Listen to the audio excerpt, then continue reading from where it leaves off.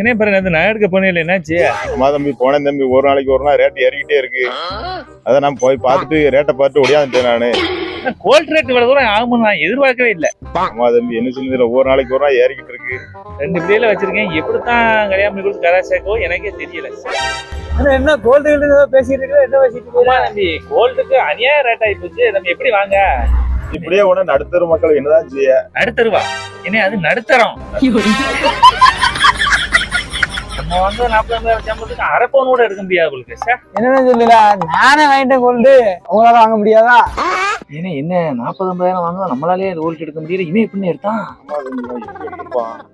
நீங்க எப்படி கோல்ட் வாங்குனீங்க? ஏழைகளின் கோல்டு, நடுத்தர மக்களின் கோல்டு, எங்களால் வாங்க முடிந்த ஒரே கோல்டு மேரி கோல்டு.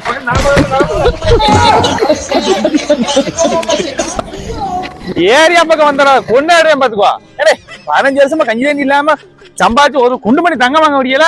அப்புறம் என்ன வச்சு பேசியா இருக்கு? வந்தாம கம்பியா காய வச்சுக்கிட்டு உள்ள சொறியறேன் பாத்துக்கோங்க.